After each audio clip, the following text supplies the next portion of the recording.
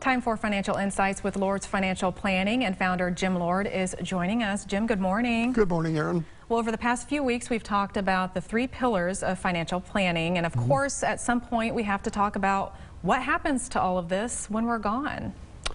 That's absolutely right. I think Benjamin Franklin probably summed it up best when he said nothing is as certain as death and taxes. Yes.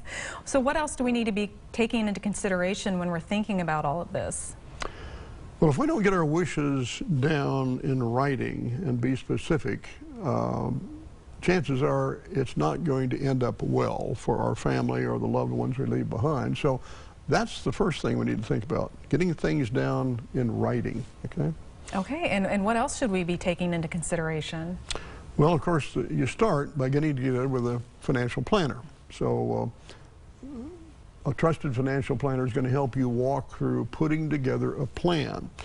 Now, as a part of that plan, you need to engage an estate planning attorney. We're not attorneys, we're financial planners, but we work with estate planning attorneys. And so we need to engage an estate planning attorney who needs to draft the will and the trust that you may need and make sure that things are spelled out exactly like you want things to occur.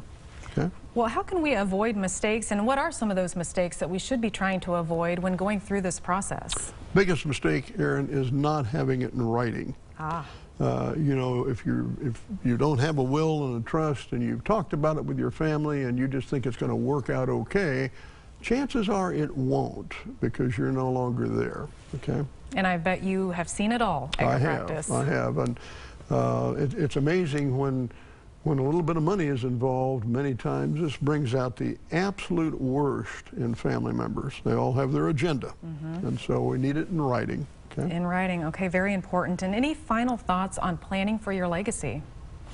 Well, you know, leaving behind a legacy is more than money. It's more than possessions. It's your values, it's your the things you've accomplished that you want to pass on to your children and children's children. So think about those things. One of the things that we've talked about and are doing occasionally is a video that you will sit down and do, speaking to your family members from beyond. Oh, very helpful. This is certainly a lot to take into consideration, a lot to think through, but so important. It is absolutely important, Aaron. Very important. Okay, Jim, well, we are out of time. Thank you for being with us this morning. And remember, if it's Wednesday, it's time for Financial Insights with Lord's Financial Planning.